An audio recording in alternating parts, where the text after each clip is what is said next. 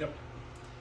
Hello and welcome back to another edition of Talking Quack and Smack with TC Duck Club. I'm Skylar Ray. I'm Jim Ronquest with Drake Waterfowl. And I'm Colin Cooper. Man, I'm really excited to be where we're at. We're in parts unknown. We'll give you this much. We're in Arkansas and we're sitting here next to one of my heroes. He mentioned he's with Drake Waterfowl, so he's also with a lot of other things. He's got enough ribbons up here. You know, he looks like he's pretty good at about everything he ever chooses to do. But you know, it kind of goes into the old saying that my daddy used to say all the time: moderation's for cowards. You're gonna do it, you might as well go all out. Go all in, buddy. But man, I can't tell you how much we appreciate you having us out here and taking the time to sit down and talk with us. Hey, I got a free breakfast out there. How can you go wrong there, man? It's all good. Thanks for coming. Man, that breakfast down there. What's the name of the place? The Hurley House. The Hurley House. The Hurley House is. It didn't disappoint. No. Good no, coffee. Not at all. Good breakfast. So, man, we're excited to be here, and we got a bunch of questions for you. If it gets to be overwhelming, you just say, "Whoa, guys, that's enough." Hey, as long as they come one at a time, it'll be okay. Well, we gotta ask our questions slow because that's all the cognitive power we have. I'm with you. You gotta go pretty slow. I gotta have time to get them answered. That's right. But anyway, you know. So when you think duck hunting, you think Arkansas, you think duck calls, you think dogs, and you know when it comes to that, you know the plates on the walls and the ribbons and your name just kind of pops up. And being from small town Alabama, you know you wake up on Saturday morning and you see what is going on with Sports Center, and then you click over and start watching Outdoor Network, and it seems like as a kid, you know, you always seem to have some ducks hemmed up somewhere. So I guess my first question would be, how old were you when you decided you wanted to be a duck hunter for a professional duck hunter? That's a really good question. So I was fortunate to grow up in a hunting family, like most people have. So I grew up, my parents hunted, my brother, sister. I was the baby. So you had two choices. You either going to love it or hate it. Yeah. Dad was a bird hunter and a duck hunter. So you can get up in the morning, we go duck or goose hunting, and come back in the afternoon. He'd say, well, let's take these bird dogs for a little round. I was a short, fat kid. Dad was tall and long-legged. So I had all my blue jeans tore up from trying to cross barbed wire fences and whatnot. But I loved going. So it just kind of kept happening. And then, fast forward and, you know, bullet pointing, kind of got up in the early days of outdoor video production and whatnot. I thought, man, that's kind of cool. I wound up on the pro staff for Primo's game calls and learned a little bit about running a video camera. And I said, hey, man, this is pretty cool. I wonder if I could turn this into a living. And one thing led to another, and here I am. Well, my next question, and I guess it's probably on everybody's mind, you know, how do you talk your wife into letting you do it? Well, we was in the guide business for several years. I worked for a guide business, and I ran and owned Rich and Tone Guide Service for several years. And when it helps what pays the grocery bill, it makes it puts it in a whole different perspective. I feel like I need a notepad. Yeah. So I start writing this down. Pay grocery bill. That's right. Yeah. I feel like my wife don't take it that well whenever we leave. But you know, our wives, you know, we're not throwing shade at them at all because, you know, we're gone 17 days over Christmas. You know, my wife was sitting around a Christmas tree this year, and she was in Northeast Alabama, and I was in a layout boat on the Snake River. So, you know, waking up on Christmas morning going duck hunting is pretty good until you realize that you wake up next to him instead of my wife. Yeah. And I got news for everybody that's watching. He's not near as good looking as my wife is. So this is true. I hope not. This is true. We had a really good hunt though. It's the first time we'd ever got to hunt the Snake River, and it was kind of a bucket list deal. You know, we try to go somewhere different every year, and part of duck hunting, I guess, that, you know, now that we've killed the 41 and kind of been there and done that, and, you know, getting a little gray-headed and a little older and a little more mature, I guess you'd say. A lot more miles. You know, yeah. A lot more miles. You know, the best part of duck hunting to me is getting to see the country and getting to meet new people and getting to take my kids and let them, experience, what it's really about. And, it's just good food and good fellowship and good folks. And, every year we try to go somewhere that we hadn't ever been and hunt with somebody that we hadn't ever hunted with. And we've just been so blessed to get to be a part of the waterfowl community. And we would never have the opportunity to sit down and do this unless we were, selling Tupperware or something, I guess, knock on your door. But we've been really blessed to harvest the species that we've harvested and get to share some of the experiences with each other that we have. And like I said, the good Lord's just blessed us in so many ways that, it's hard to put into words. But, you mentioned Rich and Tone Guide Service and for guys that, may not know, Rich and Tone is a duck call company, but, you won the World Championship duck calling competition. Yeah, man, that was one of the highlights of my career. I won several bigger contests, but if you're in the duck calling world, the world's championship is the deal. So only won it once, played several times, but then once I hit it, my buddy John Stevens, who owns R&T, in his mind, he wanted to win it 3 times.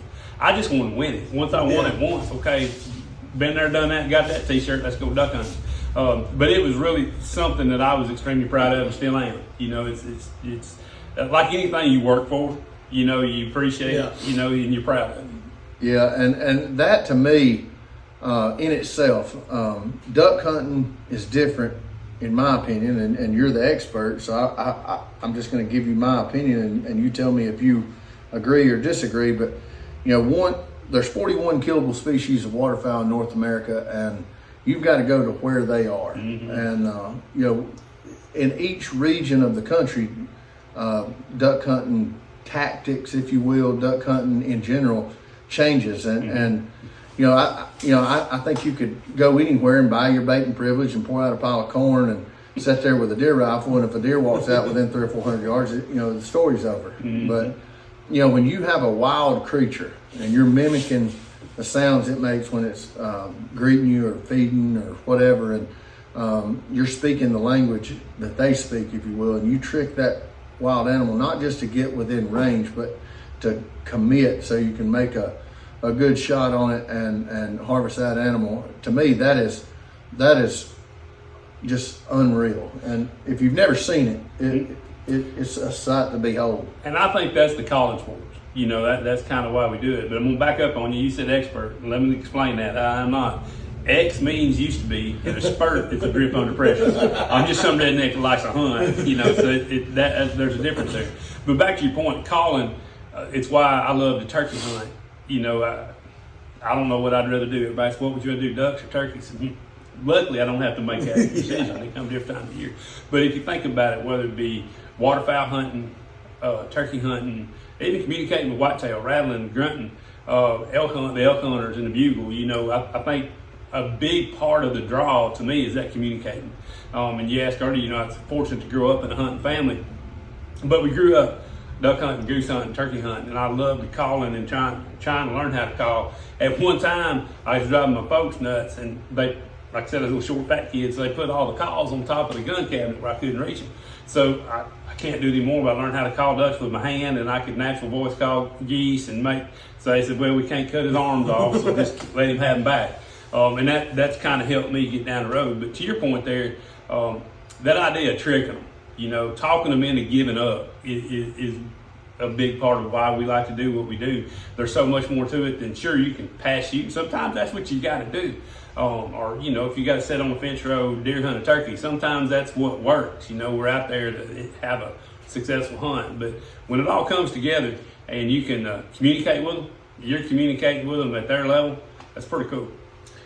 It really is. And not just the tactics, but the calling is just different. Around our house, you call it wingtips and tail feathers. Mm-hmm. And never hurts. That's the best way to start anywhere you go.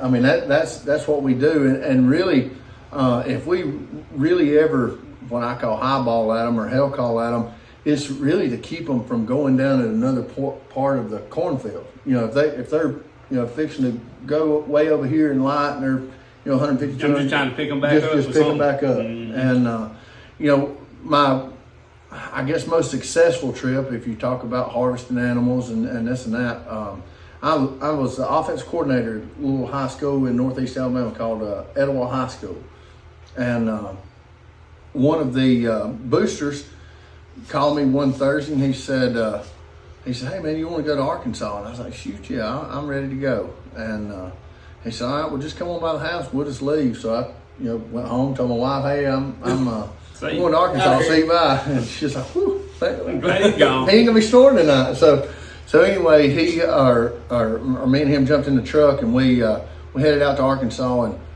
I thought we were gonna hunt public. I really didn't know.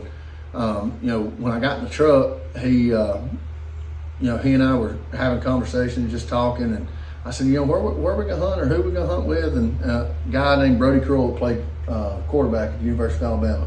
Mm-hmm. Brody just did hunt with his dad one time. Brody and John had some.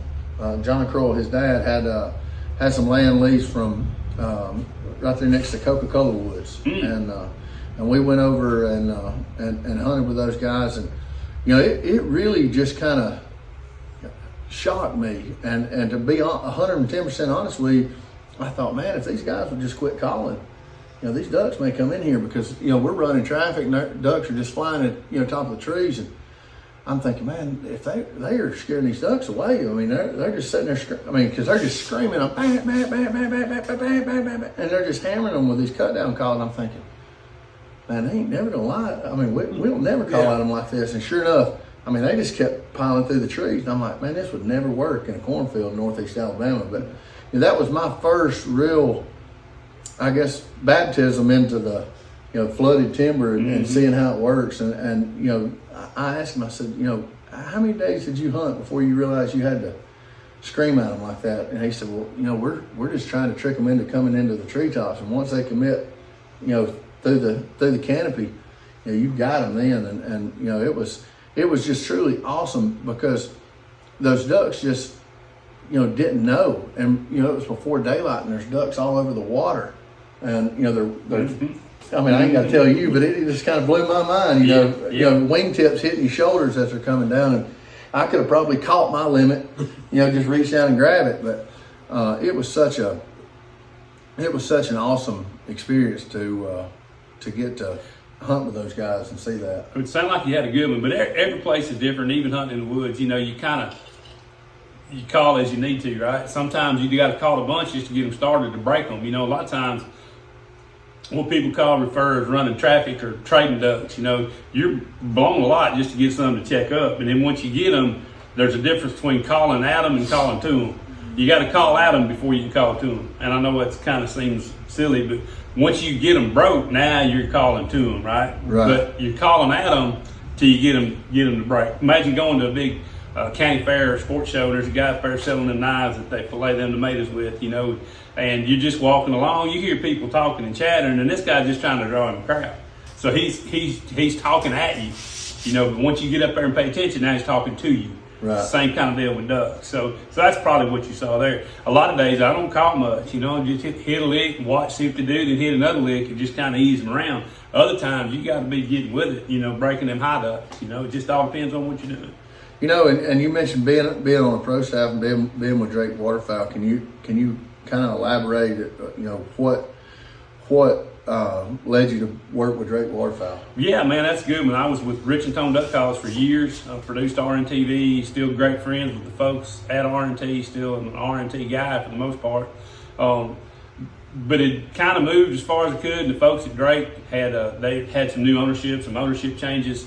Companies kind of set in a new direction. And they talked to me. I said, man, that sounded like some fun and a good opportunity. And that's pretty much where it is. That'd be 3 years ago this April. So, well, Drake Waterfowl in Northeast Alabama, it is not Stuttgart, Arkansas. But when you watch and you see it on TV and social media is now just kind of taken over every aspect of advertising, in my opinion. And, when I was in college, everybody had to have a Drake waterfowl jacket. I mean, that was just like, books, tuition, Drake waterfowl jacket. Yeah. I mean, Drake waterfowl hat. And, I've got pictures of me, in Rhode Island, New York. I've got pictures all over my house of me wearing a Drake waterfowl hat, holding up some kind of different kind of duck. And everybody like, what kind of duck is that? And I said, well, that's a Brant goose in Rhode Island, and everybody's like, what is that? Yeah, what is a Brant goose? Yeah. And, we've used Drake waterfowl products for years, and it's just crazy to me how much technology has changed waterfowl hunting. And I tell everybody, the first time you see a duck work on those spinning wing decoys, it's amazing, and whether it be a dove or whatever. And when those things first come out, I thought that was the greatest thing ever. And I know you can't use that in Arkansas unless it's private land. Is that still the rule? Well, this past year they made it where you could use a spinner. I believe so. Double check the rigs, but they made it where you could use electronic decoys on state WMAs, but not on federal ground, U.S. Fish and Wildlife Service ground. So if you're coming hunting or if you're here, make sure you check those rigs. Some places you can, some places you can't. Well, I thought that was as good as it gets, when they first come out. But I've really kind of changed that up, and the little pulsating ducks, that shoots water out of their butt. Yeah. And that's, to us, it puts ripples on the water, and it puts movement in your decoys, and I really got to where we try to put out 2 or 3 of those things every time we go, and again, it just kind of goes into tricking them. But we talked earlier when we walked in. Mr. Ronquest has got a big Can-Am side by side with quack racks on it, and it's a truly amazing machine. So if you've never ridden in a full size 6-seater side by side, it'll blow your mind. But you talk about technology. When we were kids, we're hooking up a little jet ski trailer and putting an old flat bottom boat on it and bringing it down to the creek with a trolling motor and a battery, pulling it with a Honda 300 2-wheel drive 4-wheeler. And man, we thought we were king of the world. Thought we had something. It's amazing how things have changed. Just what I've seen, and not only equipment, but other gear and apparel and ammo, and went from lead shot to steel shot. Everybody thought it was the end of the world. Now people are shooting TSS, and it's even better. So it's, of course, it's expensive, but gear. I remember as a kid, you wore rubber raincoats and rubber waders and wool and goose down, and that's still actually that works still very dang good. But some of these performance fabrics, that keep you dry, it breathes. The new waders we got coming, it's just unbelievable how comfortable they are compared to what it used to be. Keep you warm, keep you dry. You still got to learn to dress, but it's just amazing how things have changed. It really is. And I had a pair of Drake waterfowl waders, like the first ones that come out. And they weren't the LSTs, they were the MSTs, because it doesn't get real cold in Alabama. So I didn't want to burn up, in early till season or when it's 50 degrees, open day or whatever. So anyway, I wore these waders everywhere, and I wore them to East Coast, I wore them to the West Coast, I wore them everywhere. And just so happens this one particular day, it was about, I don't know, probably 15, 20 degrees in Northeast Alabama. And for those of you that don't know, Alabama, if it gets 15 degrees, the state's on borderline shutdown. I mean, if it snows, we're out of school for 3 or 4 days. Right. Every winter, we're as soon as it gets Thanksgiving, we eat our turkey. All right, let it snow. But anyway, we're hunting in this little old swamp on the backside of a cotton field, and we're just standing there. And up next to these old broke down snags and standing timber, and we walked all the way across this cornfield. I tore a hole right above the boot, and my whole foot Full of water. was just full of water. And I sat there, and by the time I got back to the truck, I looked like Mr. Deeds, the Blackfoot, Yeah. And I mean, I was just miserably cold. My foot. I ripped a hole in it about the size of a quarter, and I thought, well, I've taken ice baths being being an athlete, I've set in ice baths. I'm not missing the last 2 days of duck season because of holding my waders. So anyway, I go home and get the waders out, put them on the boot dryer, get them dry, and late that night I start trying to silicone them and patch them up, because in Central Alabama you can't just go out and buy a pair of waders. So my patch job didn't work, and it was in an awkward place, moving and going. Well, my dad, I wear a size 13, and my dad wore a size 11, and I thought, well, squeeze my feet in them 11. I can, well, and they were not, the Drake Waterfowl, the nice waders. They're these old Hodgman, like canvas fishing waders where you wade and fish, and they were probably like 1982 models, and it's pretty much just a glorified trash bag with boots on the Yeah, I bottom. understand. So Probably worse than what you actually had. But yeah, so anyway, I think to myself, and all this is going on in my mind, and I didn't really ask for any opinions because I was the only one that's going to be standing in them.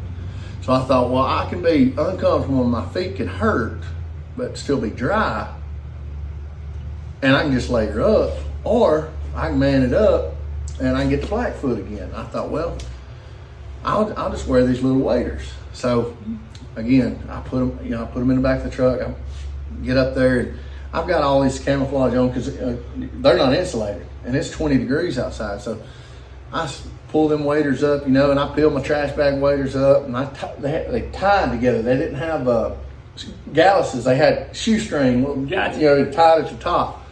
So I look like Ralphie in the Christmas Story, just big camouflage blob out there, and we're walking 200 or 300 yards across this cotton field, and I'll never forget it. I step off in there and break the ice, and I'm about third in line, and I keep remembering, I'm like, golly, I am freezing. I didn't put on enough socks, and I didn't put on enough clothes, and it gets 4, 5, 6, 7, 8 more steps, and I'm like, hold on now. That's water. I know that feeling.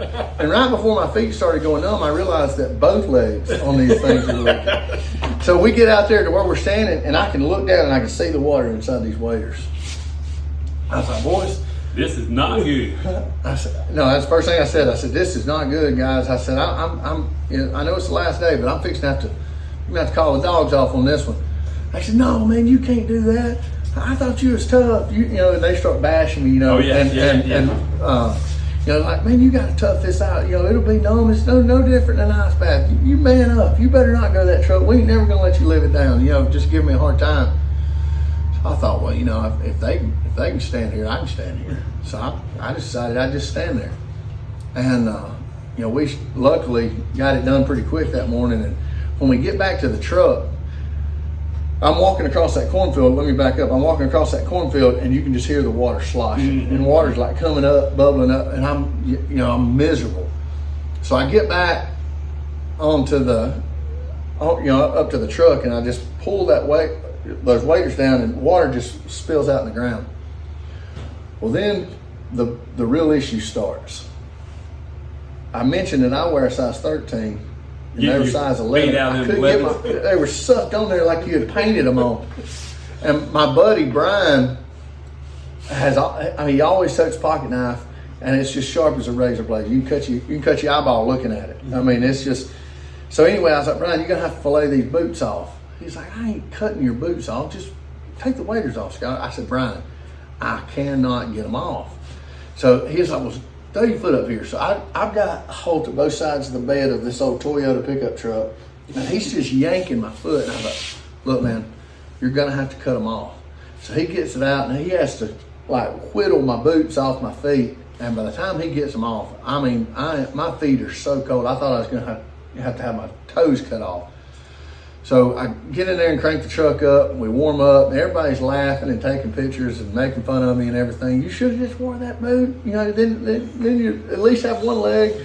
And anyway, just kind of give me a hard time. And we ended up going to eat breakfast at this old restaurant, and I walk in to eat breakfast, and I was barefooted with wet britches on, and everybody's like, well, I'd ask y'all had any luck this morning, but I can see you don't. So, we've kind of graduated from all that now. We ride one of those side by sides, kind of like you got, and ride it up to the pit. So, we've got it where if your wife decides she wants to be adventurous and go, or or if, you know, you have an older gentleman that can't walk through the water, or a kid or somebody that ain't got waders, you just walk up and go in there and turn on the light switch and start drinking coffee, and that's a lot more fun. That's pretty nice. Again, things have changed a lot over the years with the side-by-sides and GPSs and OnX and Google Earth, and man, it's been a game changer. Well, you mentioned turkey hunting earlier. We had a big turkey hunting competition. You know, me and you talked, and we couldn't line up the dates where it would work, but we have had a really good turkey season here in Alabama. Good. And you know, how many states on average would you say that you turkey hunt on a year? Oh, let's see. This year be 1, 2, 3, 4, 5, 6 this year. I mean, that's kind of varies. I'm not one of those that. Oh, I mean, if I could, I'd go more, but I'm not doing the chasing 49 thing. I try to make a couple laps, and I try to go someplace new every year that I've never been. But I probably on most years hit 4 or 5 states. You know, Alabama, Mississippi, Arkansas, Kentucky, Tennessee, Missouri. That's kind of my main round. This year I'm gonna go to Wisconsin in May. Never been up there turkey hunting, so that'll be different. Yeah, and it's beautiful up there around those Great Lakes, Wisconsin, Ohio, Michigan, up there around that Great Lakes. Now you know, I thought we live on we live on the state's largest man-made lake, which is Weiss Lake, the crappie capital of the world. And you know, the Great Lakes is beautiful, and yeah, I can't tell you how much respect I have for those guys up there, because hunting on that Great Lakes is treacherous, it's dangerous, and you know, you got to know where you're going, because there's a lot of surface area for those ducks to light. But you know, you mentioned turkey hunting, going to different states. I wouldn't necessarily call myself a turkey hunter. I'll go turkey hunting, but I'm not a turkey hunter. I have a phobia of frogs and rattlesnakes. It just petrifies me that I'd be sitting there, you know, and you see these videos of guys sitting in a tree stand, this rattlesnake going up underneath their tree stand, or they're sitting there and the rattlesnake crawls up while they're turkey hunting. It ain't getting that close. No. And I'm not shooting with a cell phone then, I'm shooting with a shotgun. The only good snake is a bad snake. Or the only good snake is a dead snake. They're all bad snakes. I don't trust anything that doesn't have thumbs or shoulders. I can't say that I blame you there. I kind of watch where I put my feet. I'm scared to death of them. But now, what I like to do in the springtime is crappie fish. Nothing wrong with that either. Now, I like to sore lip a crappie. Now, there ain't nothing better to be somewhere where you turkey hunt in the morning. If somewhere up in the Ozarks, whatnot, find you a bunch of morel mushrooms. Then come back, clean your turkey, take a nap, and get you a box full of crappie in the afternoon. That's a fine day and some fine eats right there. It really is. It's as good as they get. And I say I like the crappie fish, but since you're talking about eating, I'd rather you catch the fish and clean them and me eat it. Yeah, and I'll eat it. Yeah. I like to drop them in grease. Yes, sir. Nothing at all wrong with that. That's my favorite.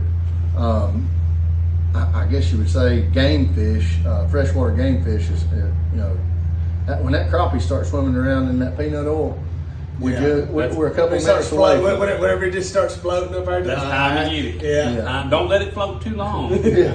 As soon as it rises, you know, we're ready to eat. But I talked to you about crappie fishing and turkey hunting, a little bit of everything. But we mentioned that story that I told you this morning. Kind of goes hand in hand with traveling the world and you know, seeing different people and meeting different people, and you know, the food changes all over the country. Mm-hmm. You know, I mentioned going up the East Coast and eating corned beef hash, and going to Louisiana and eating boudin. I didn't know what boudin was. I'm kind of upset with my parents and grandparents. My grandmothers, both of them were great cooks, and yeah, I'm kind of upset that I was 25 years old before I found out what boudin was. Boudin is good for dang sure. But you know, it's just crazy to me how things have changed, and you know, we mentioned this earlier when we were taking pictures down there at the restaurant. You know, no matter where you go, and no matter how much things change, America's still America. There's some things that remain the same, and you mentioned earlier being able to travel and go and meet different folks, enjoy different parts of the country that may be little differences, but by and large, to your point, America's still America. When you get small town, rural America, by and large, everybody's going to be we're going to be pretty close, whether you're in Northeast Alabama or North Dakota. You're going to find some common ground. There's going to be some differences, but that's kind of the beauty of the country and what I think everybody would like to see America come back to be. I think there's so many people that don't realize how we live or what we are. They're in big urban areas, whether it be the East Coast, West Coast, Atlanta, Chicago. They don't have a clue what we do, and they think it's crazy. Or they just don't realize that there's small town America. Friday night lights, football games, baseball in spring, summertime, fishing, hunting. The things we do that bring the whole family together, bring groups of folks together. It's not with just the adults or just the kids. I'm betting good money in your part of the world when y'all have a gathering at your house.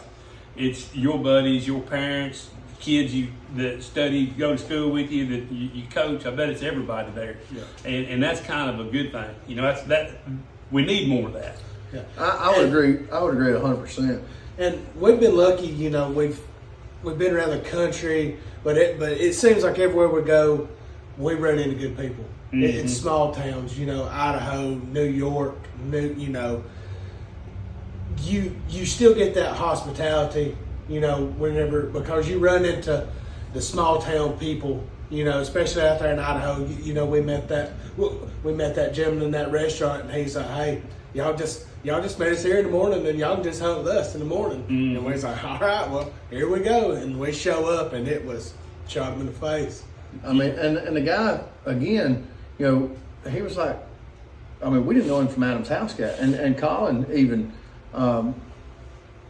I met Colin through Renzel, and I met Renzel through my uncle, and they worked together. And Colin and Renzel were high school football teammates, and they're from Georgia, and I'm from Alabama, and people are still people, and even in downtown New York, movies and mainstream media, lead you to believe that we're just old country hicks and we don't know anything, and people in New York, or Los Angeles or these big cities, they're rude and they're always in a hurry. Well, the traffic's an issue, and anybody can have a bad day. And right. I don't think you should stereotype anybody just because they blew the horn at you or shot you a bird or one guy doesn't make everybody in New York bad people. My mama used to always say, "Don't judge a person till you walk a mile in their shoes," and there's a lot to be said for all that.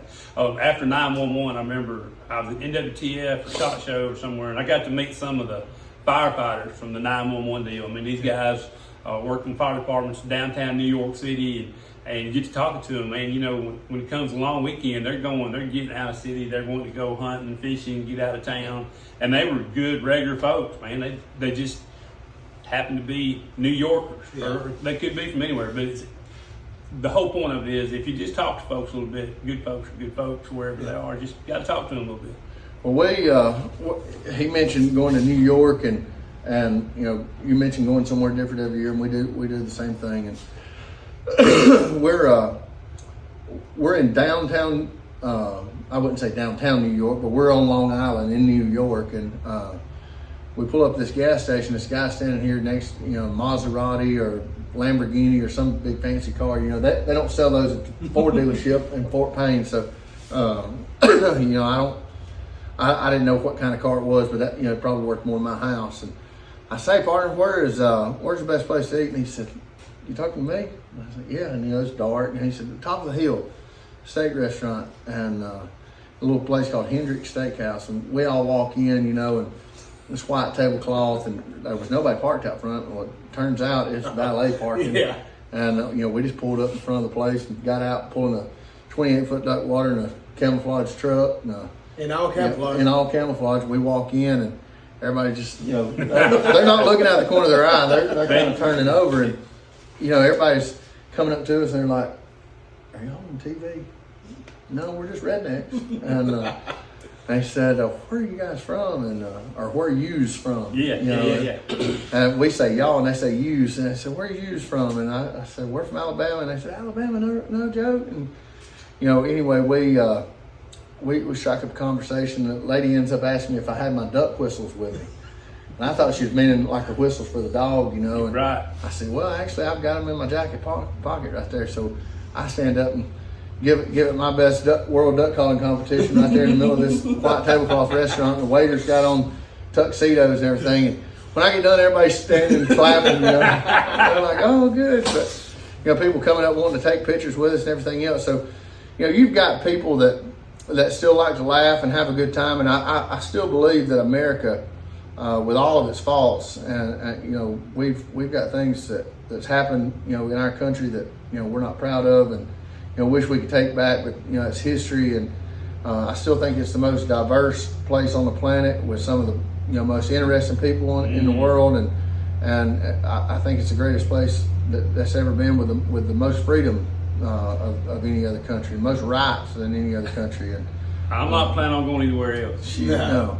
I mean, I'll go visit. I like a good trip now. But I'm coming back. Yeah, come duck season. I'm coming back. Yeah, I'm coming back. Yeah. I even get nervous going to Canada when you cross the border. The folks up there watch the same TV shows we do, but they let you know pretty quick when you cross that border you ain't on USA dirt anymore. So I like it right here in the USA, and I hear people bad mouthing. Well, they can go somewhere else. Yeah. I mean, it's got, like you said, we got faults. Everybody does. It's kind of like them big family gatherings, right? It brings out the best. You don't like most of them people there either. Well, you choose your friends, not your family. Yeah, and you're just stuck with them. You can as hard as you try to get rid of them, it's just somehow they just keep coming back. But they keep coming back.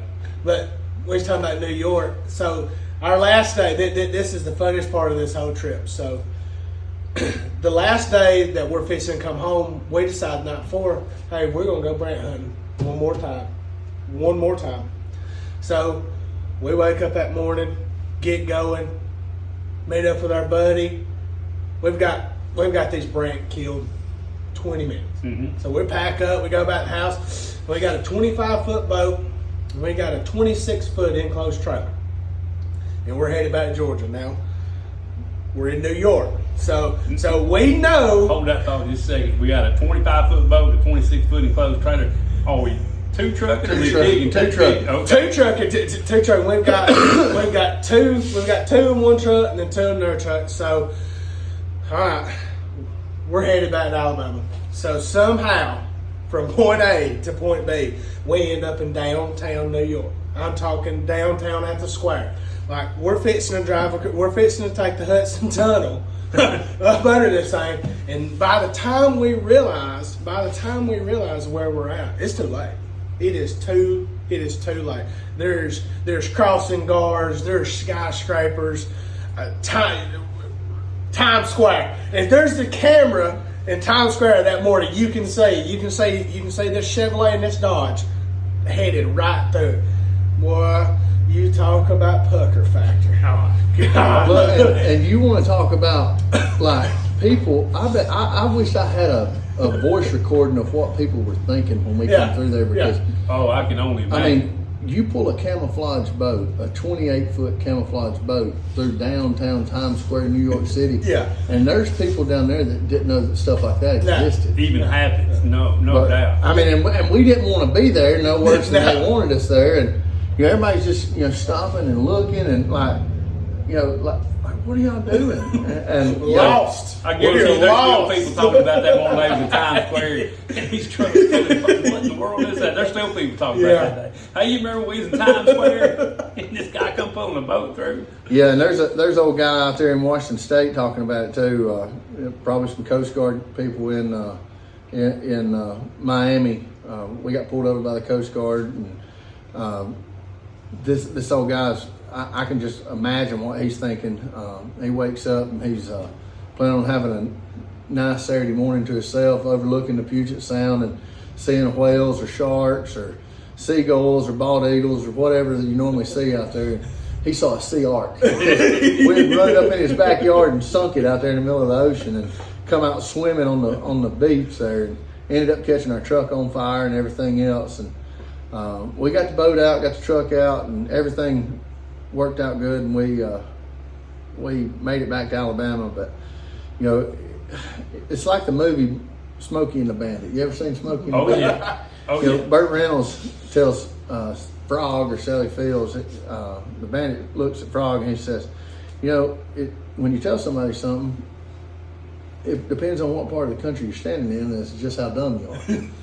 So, you know, when we told that guy, you know, oh, we'll be all right, and we're standing there next to that guy saying, man, I don't know if y'all need to go out there in that boat. Oh, we'll be fine. You know, it'll be good. Oh, we're good. You know, it turns out we wasn't. Yeah. But, you know, we have definitely managed to capture the shock and awe. It sounds like it. Yeah. But It sounds that way. you know, if you go with us now, we've got all the kinks out. Yeah. Well, Some I ain't of got most of them. We've got most of them out. But talking about people watching us and everything out there in Washington State, and we're up against them rocks and them guys, and see like where we are, you got to be 200 yards or 200 feet, but we're up against it. You know, like we're at the two, and there's these multi-million-dollar houses wrapped around these rocks, and these surf scoters, they're trying to land a layout boat with you.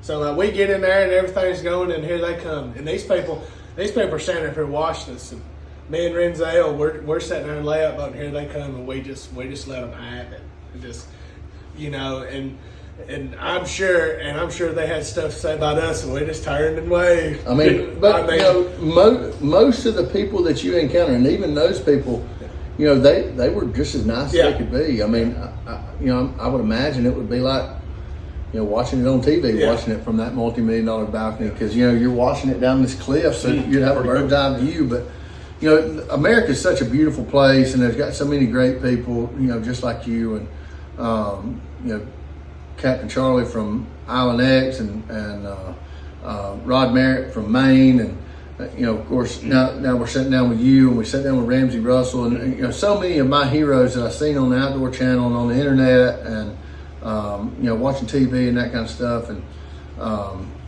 you know, it's just really means a lot to me, and so many other people that, you know, I'm buddies with, and so many people like me across the country, and you know, this is just a, you know, very, very special deal. But I guess you know, without you know cutting you short, could you tell us a little bit about your dog? Oh man, I'm happy to talk about my dog. Yeah. That's what I was about to say. Somebody's got to talk about these 5 plates over here on the wall. Well, I'm blessed to have 2. I've been a dog guy. My dad had dogs. I've had some really nice dogs. All these ribbons, these plates here belong to 2 I got now. It's a mama dog and a male puppy out of her first litter. Her name's Charlie, Charlee, and Tiny. So Miss Charlie just turned 10, and she's still going strong.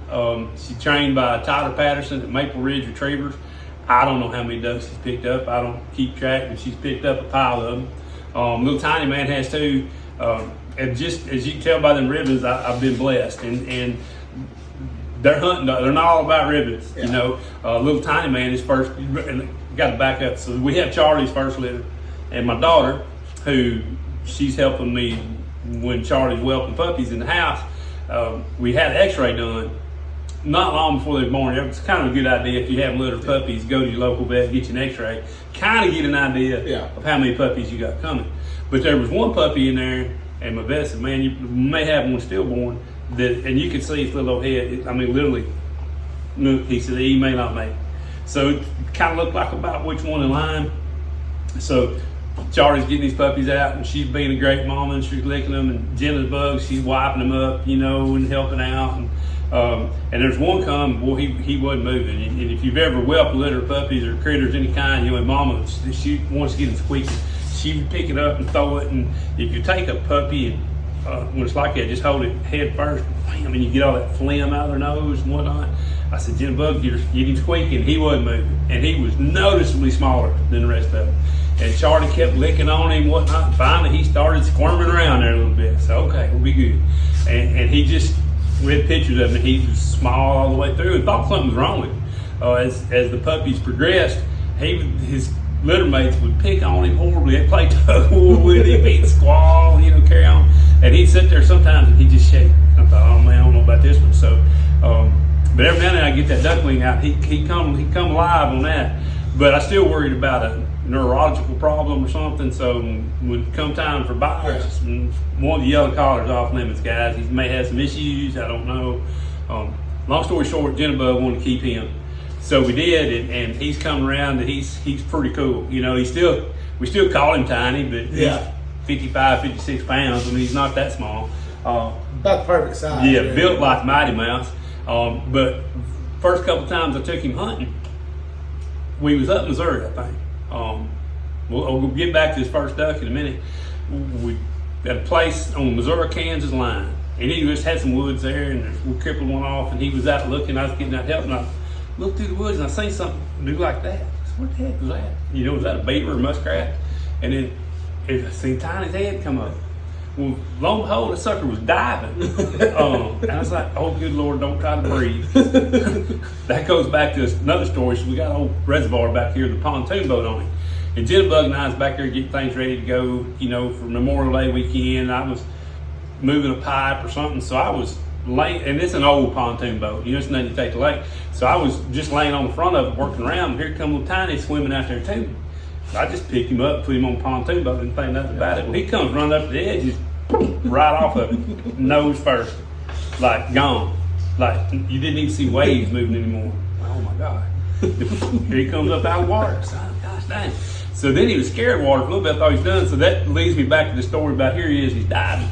And he figured out that he'd catch it, he kind of figured out what the ducks were, and he'd dive after him. You can't teach that, that's the kind of stuff that those ribbons don't reflect. So anyway, back to it. I'm very fortunate, got two really nice dogs, Charlie and Tiny. You kind of want them both to go hunting, but I take one at a time. If I'm traveling, you got to travel with two dogs, but I'm blessed in that direction with dogs. I love my dogs, like watching good dog work. If it wasn't, I'd still duck hunt, but man, watching a good dog do his thing, that's as much fun. That's the best part. Yeah, you get them proud papa moments. They both had some exceptional retrieves. Just sometimes they just, how in the world did they do that? That's just something. One of my previous dogs, a little dog called Katie, and she was another little small dog that was really mad at them like these two are. I told this story on the DU podcast a while back, but I'll tell it here because it's a good one.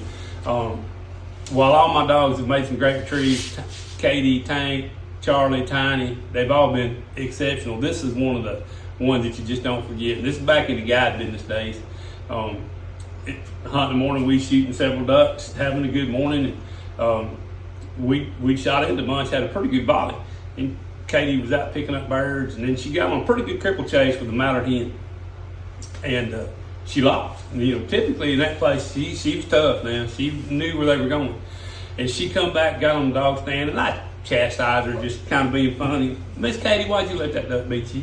How'd you let that duck win? What's wrong with you? You can do better than that. Just, and she knew when you talk to these two the same way. You can talk to them, they know.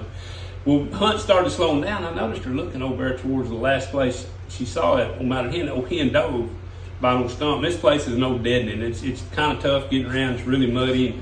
And, I seen her kept looking over there. She was locked in on that stump. And finally, I said, Katie. She went over there and she kind of eased back on her haunches and started taking them front feet and pawing around. And direct, I seen her stick that head under, and out come that mallard hen. And that was an hour plus after she lost it. She remembered it and went over and found it. Now I seen Charlie do the same thing one year. It's just cool how them dogs remember that. They just know that bird's there. I seen Charlie. We was hunting over here at a place just west of the house here, a big tract of woods, and we got done hunting. And she had lost one over by the boat shed. And she went over there, same deal. She went to digging around trying to find it, sticking her head in, trying to find the bird. She didn't. Luckily, we had a limit, so we'd had to have her one. But that duck moved on. But they remembered it and went over there looking for it. And those are the kind of things you can't teach. My dad was a big-time bird hunter and quail hunter, and you're talking about dogs and field trials, hunt tests, which is I'm all for them. And he always said, that's all fine and dandy, but what makes a dog is shooting birds over. And I agree. That's how you're going to make a dog a dog. And especially if you want to, if you want a good dog, you can train a good dog. You can train a dog to do just about anything, from bomb sniffing to duck retrieval.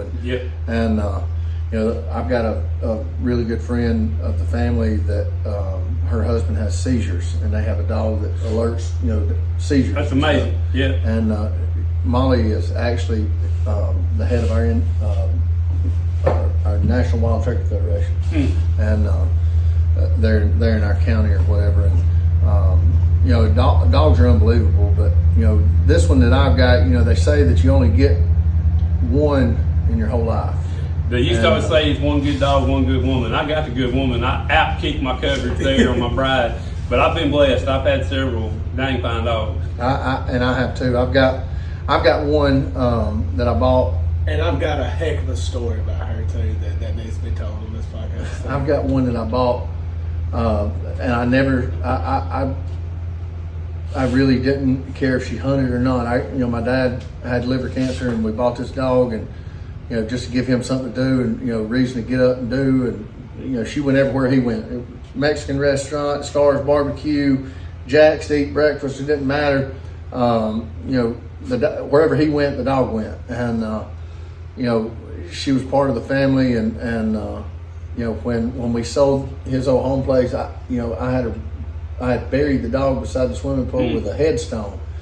So I made all the guys that worked for me help me exhume her. So we sold the property, you know, for different reasons. You know, we ended up selling the property, and I brought her to my lake house and reburied her.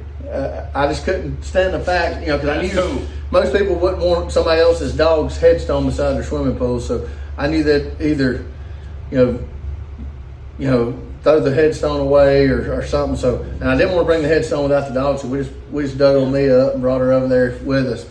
And that may sound weird to somebody, but you know, that's one of my family members, and I didn't, you know, I wanted to know where she was at, and you know, it was the you know, truly my first love affair with a good dog or an animal. You know, I always thought, how can you get this attached? I mean, that's crazy. People buying their dogs ice cream. Now, I'm embarrassed to tell you about my wife's golden retrievers. We got one named Baby and one named Sissy. And I'm so embarrassed to call myself a man. The way we talk to and dress these dogs. Yeah. Hey, at duck camp, not every night, but they'll be in bed with me. You know, when I get up in the morning, I have one in bed with me. Had one of my other fine dogs of Tank. Everybody loved Tank. He was one of them that he was the consummate professional. If you watched RNTV, you knew Tank, you knew Katie. But people would stop me in town and, hey man, is that Tank? They'd want to see him. We was coming out of Biomeda one morning, some guys were broke down in their boat. And I stopped, hey man, y'all need to pull. And they said, hey, is that Tank? And he just wanted to be everybody's buddy. He just hopped over in the boat with it. They were more worried about Tank than they was getting pulled back to the landing. So I get it. Yeah, it's fun stuff, man. Yeah, this little old dog that I've got now, I bought her by happenstance because the black dog that I told you about exhuming, I had a dog named Pat, and Pat was a puppy out of Mia, and Pat come into heat, tore out of the pen, and somehow or another got run over right in front of the mailbox. And Pat was named Ryan's Touchdown and PAT, and I just called her Pat.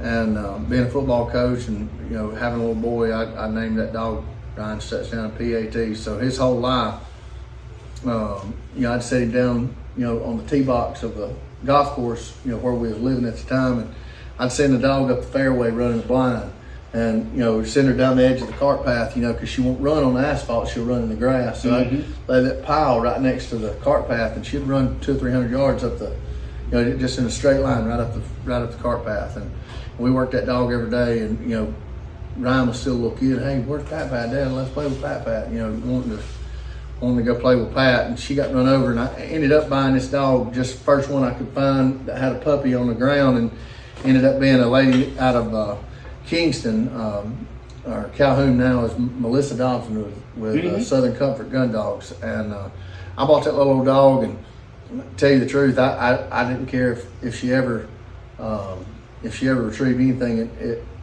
If I would have known then what I know now, I'd spend a lot more time with her. Because I mean, she doesn't I mean, she can't speak English, but she understands every word of it. Oh yeah. Yeah, what was you was telling about the stories that you remember of the dog and the retriever, and this ain't my dog, but we have a saying that when we kill a bird, you can't find it. We'll just and it doesn't matter, because I mean she's gonna find it, or you're finding about Ella here like it's gone. But the story that I want to tell was in Southern California hunting cinnamon teal, and if you've ever hunted down there, and these tules are 10 feet tall. Mm-hmm. So we get everything parked, and some of us go this way, some of us go this way over here, and I'm walking, and we're walking, and I turn down a little slough, and there's a gap that's cut perfect, like it was meant to be. So I go walking, and I see it swimming by. I was like, this will be the only chance that I get right here. So I'm on hands and knees. And I probably get 25, 30 yards. I stand up, duck comes up, bam. I see the feathers, and I hear it, bam. I was like, oh, it's right there. So I'm almost running. So I jump through these tules, and I look, there ain't no duck there. Yeah, I mean, I might as well have been hit with a baseball bat. Is how bad I was. I call Skylar, and I'm like, hey, look, bring Gala over here. And like at this point, I'm just distraught. I'm like, man, He's fixing to cry. Yeah, like I'm almost in tears, because like we took his 17-day trip, and the duck that I needed, I just shot. Like that cinnamon teal, like that's the one that I went on the trip for, is to kill this stuff. And I'm like Skylar said, I'm almost in tears. Like I'm hurting. So he gets Ella, and he's like, where'd you stand at? And I was standing right here. And he looks, and he points her. He says, Ella.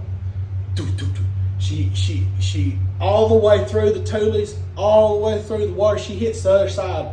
She takes off running, and just, I don't know what it was. She just locked up. She turned around, and there's a tree that's laying across both sides. Mm-hmm. She swims. She goes up underneath this tree. And this cinnamon teal is in the middle of all this. And you see her. She swims up underneath. Sky looks at me, and he said, she's just come back like that. Mm-hmm. She come back, and she come out head first, and all you could see was that big cinnamon head. Next thing I know, Miss Skyler's jumping around like little 9-year-old girls, just like, oh yeah, just like the proudest moment. And she just comes up there, she just sits down. No big deal, her. No big deal. I got it. That particular. And I'm glad he told the story instead of me, because I tell that story a lot of times, and people think you're exaggerating or bragging about your dog, and really I am bragging on her, because if you could see an animal do that, like it's not like you set it out here in this rice field or cornfield or soybean field or whatever, or up a cart path for 200 yards. I mean, if that wind's blowing 20, 25 miles an hour and the bird's flying with the wind, it could fall 80 yards away. Easy. And you set that dog down, and it's literally got the length of this table. I mean, it's the length of this table is all the room it's got before it hits stuff as thick as the hair on your head and 10 feet tall. Mm-hmm. And it's got to go 80 more yards in there. Mm-hmm. And it's got to know, all right, and one, you've got to mark it. So, all right, right there, 80 yards, all right, back. And it needs to know until I hear a whistle, I got to keep going. That's right. And you got to do your very best. That's why I was asking Colin, all right, where was she standing? Which direction did it fall? Are you sure? Because I've got to get her where her nose can at least smell it. We got to be within 15, 20 feet either direction. I said, so you're sure it's right there? Back. And she's got to go 80 yards, 60, 80 yards in the most unimaginable conditions ever. I'm telling you, until you hunt that, and you step off in them tules, you'll never understand it. South Louisiana's like that too. You'll never get it. No, just knowing that you realize the kind of dog work you're seeing there, into the dog, it's no big deal. To us, it's oh wow. Yeah. And there's been several of them old wows. Old Miss Charlie, remember, she's had a couple.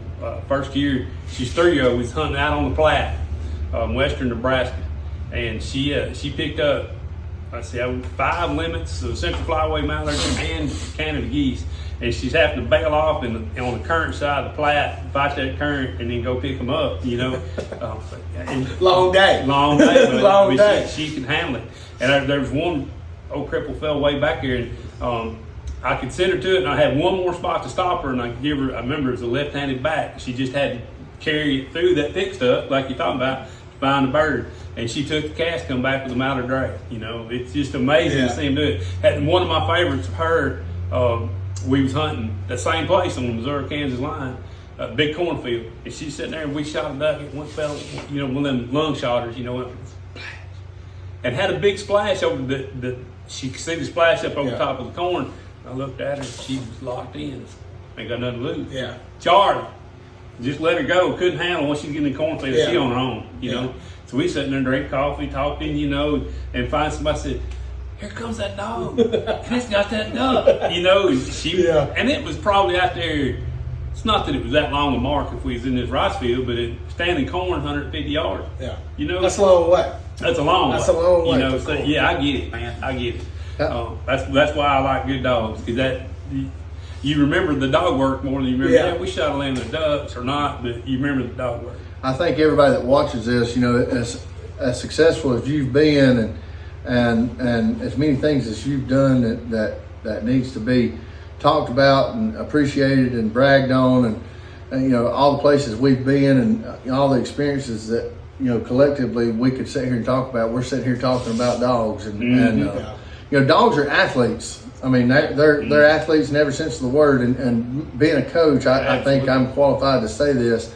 You know, some folks, and I'll use myself as an example. You know, I can shoot basketball, and I'll never be Michael Jordan. I can lift weights and you know, get on a you know, better diet plan and never be an NFL quarterback or running back or skill position guy or you know, everybody talks about baseball and steroids and all that. You know, I could take steroids all I wanted to. I think I'm still going to struggle hitting the 97 mile an hour fastball and the 82 mile an hour, you know, curveball. But you know, it's just one of those things. You know, you can train a dog to, like you said, you know, be a bomb dog or be a therapy dog or be a you know, duck dog.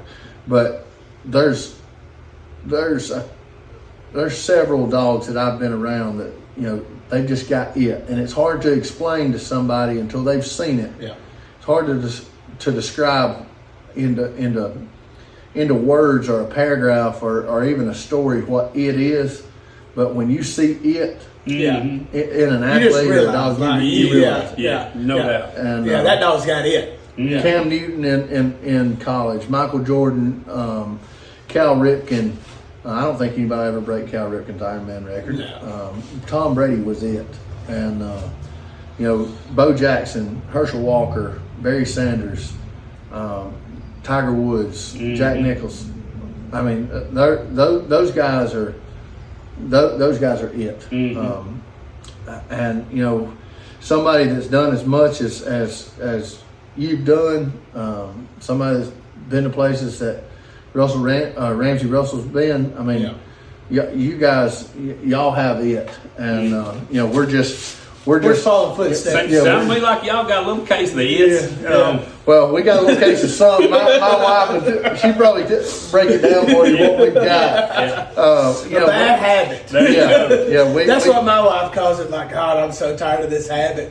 But yeah, I'll tell my wife, you know, and I'm not any good at it, and we don't play board games or video games. You know, I'll rebound with my son in the driveway, but I'm the most competitive human being. And, you know, he'll bleed before he wins. I feel like he's gonna earn it. Yeah. Like, we don't shoot basketball in the driveway. He shoots basketball. I'll rebound. You know, we throw the football, and man, you throw that thing like a third grade girl. Throw the football. Set your purse down and throw it. You know, and I've chastised him a little bit, but my daughter and I still like to play catch with the softball.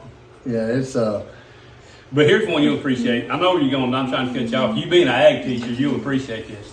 So one of my driving things was from my high school ag shop class, and I don't remember exactly the poster hanging up, but there was a poster deal hanging up in the classroom part. So Find something you like to do well enough that you would do it for nothing. Become proficient enough at it that you can get paid for it. And I'll never forget that. We hadn't figured out to get paid for it yet. Well, it goes back to having a face for radio. Yeah, true. Just make that pretty. But anybody can do it if you set your mind to it. You know, and it just, you know, you try to find ways to make it work. I got hurt working construction. I got hauled off of a locking down in an ambulance with a blowed up back. And that was already, you know, an outdoor stuff a little bit. So I need to find something different to do. So here I am. Yeah, it's crazy how the Lord works, and He puts you where you need to be, not necessarily where you want to be, but when the two meet and you, like you said, you can find something that you like doing and get paid for it, then you'll never work a day in your life. That's right. And being a teacher and a coach is it's not for everybody. A lot of long hours, especially in season, but you know it's just something that I really, really enjoy. And you know, training dogs and training athletes are very similar, very, very similar. And you know, when you teach somebody that don't understand something, how to do something that's pretty complex, you know, that's you know, It's pretty cool. It's pretty cool. Yeah. I mean, and not everybody can do that. And you know, I don't know where I'd be if it wasn't for coaches and teachers that I had. You know, due to my family situation, my dad been sick, but I've got a lot of people that spend a lot of time with me. So I just feel like it's my chance to, and my turn to give back. So I really enjoy it. And Waterfowl's no different. You know. Yeah. And like, I mean, Skylar, he's talking about giving back. Well, I mean, he gave back to me and Renzel because, I mean, we used to shoot geese and lay out blinds and stuff, and you know, but, I mean, he taught us how to long line decoys, put out that layout boat, you know, stuff like that, you know, and now I'd rather do that than anything else. Like, Yeah. I enjoy duck cutting the ponds and, you know, the pit blinds. But until you lay in that layout boat in the middle of the ocean, there ain't nothing like that. No, and that's There something ain't I've nothing never like done. that. I can't say that I know anything about that. I've got a buddy, a good friend of mine that runs a camera still at R&T, Blake Fisher. He talks about the time they went up there. He and Sean Stahl and John was doing a show. I was somewhere else with some guys that were layout hunting. You know, with the tender boat and the whole deal. And it's rolling. He said, "Man, stepping out of that big tender boat into that lake, I wanted my mama." And I get it too. Yeah. Look, and I can't swim a lick. And I spend more time in the water in the wintertime than I do. Yeah. And I'll get in this boat right here at 3 o'clock in the morning, run up White River, don't think nothing about it. Doesn't bother me a lick. Don't got a lot. Need to wear a life jacket more. Don't think nothing about it. But fire, you know. Yeah. People ask me, summertime, we'll go sandbar hopping. You go swimming? No, I don't swim. Yeah. I hang out in the boat, be on the sandbar. So, you know, it's all different, I guess, but the more you do it, the more you get used to it. So, You know, and there's so many places, but you know, the Great Lakes and the East Coast and the West Coast are. I just feel like they're second homes, if you will. Yeah. And we've got buddies in all those places that we've met throughout the years, and most people we just meet at a sandbar. Talked to one of my buddy's wives this week. You know, we just had a litter of golden retrievers, and she's like, "Oh my goodness, I really want one of those dogs." And I thought, well, just come get it. You know, Yeah. come get it. She said, "Well, Brandon said we couldn't have one." I said, "Don't ask him. Just ask for permission." I mean, don't ask for permission. Ask for forgiveness. what's your saying? It's easier to beg forgiveness and ask permission. And you know, our kids, hang out with each other. They come down and we go up, and we've been to Jamaica with them on vacation, and they come down and watch fireworks, and we go up and go walleye fishing, and we've got guys in New York that I tore the foot off a boat one time, and On Christmas Day. on Christmas, New Year's Day, and they fixed it for us, and we've been buddies ever since. Went to the Statue of Liberty with them, and That's cool. and we've been really, really blessed. But I can't tell you how much we appreciate again you having us out and sitting down and opening up your home and your shop, and giving us a little look into who you are outside of TV. And you took us to a good breakfast. Yeah, great breakfast. See, I'm good. I like to tell folks all the time, I treat you so many different kinds of ways. You bound to like one or two of them. Well, That's really good. I would like to give you an open invitation to come to TC Duck Club and shoot ducks with us in Alabama. But if you really want to have a lot of fun, you need to get up with us this year during duck season and let us put you in a layout boat, and we'll pick you up at the airport and you come hop in that boat and we'll drop you back off. Because I'm telling you, until you've had a eider come by at Mach 2 or 3 and wingtips hit you hat bill, And it's the size of a Canadian goose. Yeah. That's pretty cool. That's probably pretty cool. it's a lot of fun. It's a lot of fun. But again, you got an open invitation to come hang out with us anytime you want to, and I can't tell you how much we appreciate you for sitting down. Thank you so much. Thank you guys for coming and making the trip. I hate we can't go do something else, but I appreciate y'all Ain't coming. duck season. There you go. But We can come back though. That's right. Come back. Hey, we'll do it again. thank you so much for having Thank us. you, We bud. appreciate it. Yes, sir. Thank you, sir, so I much. appreciate Yes, sir. it. Enjoyed it, guys. Thank y'all. That'll just about do it for another episode of Talking Quack and Smack with TC Duck Club. I'm Skylar Ray. I'm Jim Ronquest. I'm Colin Cooper. Our episodes air on YouTube and Spotify every Tuesday night. Check us out on TikTok, Facebook, and Instagram for all of our shorts. Don't forget to go to YouTube and register for the free Mother's Day giveaway. Y'all stay with us. We're going to keep killing them.